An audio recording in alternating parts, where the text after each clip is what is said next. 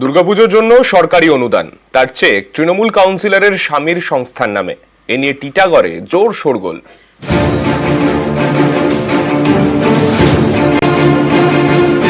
টিটাগড় পুরসভার 17 নম্বর ওয়ার্ডের বিবেকনগর সর্বজনীন দুর্গোৎসব 7 বছরের পুরনো পুজো।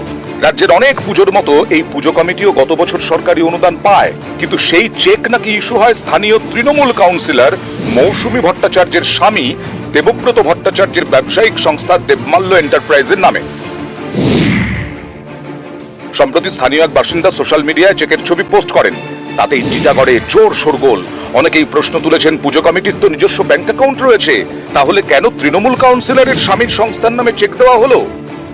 আমি সভাপতি ছিলাম ঠিকই, কিন্তু এই সব ম্যাটারে কি হয়েছে না কি হয়েছে আমি কিছু জানি না। পাড়ার পুজো, এই পুজো সবাই মিলে আমরা নেমেছিলাম, আমাকে এই বছর সভাপতি বানানো হয়েছিল, কিন্তু এই যে এই চেকের ছবি এই সব ম্যাটার আমি কোনো দাদা কিছু জানি না। এটা তো নিজের অ্যাকাউন্টে এটা নিয়ে নেওয়া যায় না, এটাই আমার ধারণা।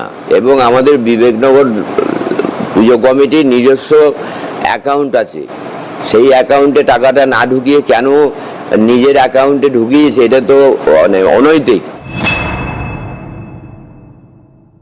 আমাদের যে ক্যাশিয়ার ছিলেন রতন শিকদার, ওনাকে যখন জিজ্ঞাসা করা হয়েছিল যে আমাদের কি কোনো ব্যাংক অ্যাকাউন্ট আছে, তা তখন আমাদেরকে বলা হলো যে না, আমাদের কোনো ব্যাংক অ্যাকাউন্ট নেই। রতন শিকদারই সমস্ত ব্যবস্থা করেছে, 2 বছর ধরে ওই করেছে, ওই চেষ্টা চরিত্র করে এই দেবমাল্য এন্টারপ্রাইজের নামে ও ব্যাংকে অ্যাকাউন্টে ওটা দিয়েছে।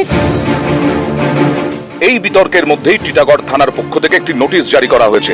নোটিশে বলা হয়েছে, এবছর থেকে পুজো অনুদানের চেক পুজো কমিটির নামে ইস্যু করা হবে, অন্য কারক নামে নয়।